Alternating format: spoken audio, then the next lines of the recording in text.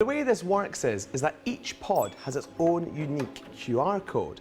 And when I put it into the machine, a camera scans it and tells the machine what the product is, if it's a cocktail, a coffee or an ice cream, how long it should freeze it for, and to what consistency.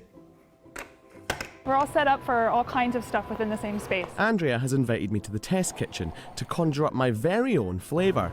Oh. But it's good. Yeah? Yeah.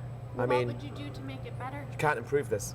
You can't improve this. can't improve This it. is going straight to the shops. The ones that have been a struggle challenge has been the smoothies, because we want them to be healthy. We're adding nutraceuticals, which are like plant food ingredients that have benefit, nutritional benefit. Creating a combination that tastes good, that's healthy, that's shelf stable is a challenge.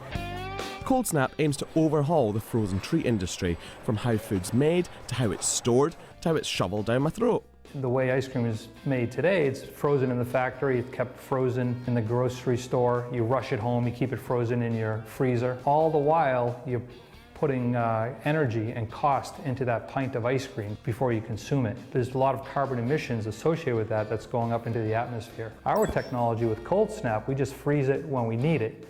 And so we think we can reduce the carbon emissions associated with making ice cream by like anywhere from 50 to 75%. It could mean less waste, but it'll come with a hefty price tag of around $2,000 or £1,500, but is initially aimed at the commercial sector.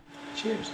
Everything has been designed from scratch, right down to the unique caps on the pods. We wanted absolutely no ice cream touching the machine. We wouldn't be able to use a regular soda can style, so we developed our own top.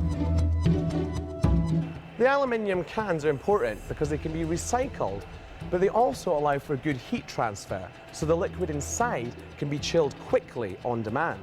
By being able to churn the ice cream and draw air into the can as it's freezing, you can actually create the ice cream. At the risk of stating the obvious, the technology actually affects the taste of the ice cream. We're intentionally making the ice crystals smaller than anything you can buy in the market today. So it's, in addition to being 14% buttermilk fat, we control the ice crystal size, and you essentially get a very dense, thick, creamy dessert. I guess you could say the proof is in the pudding?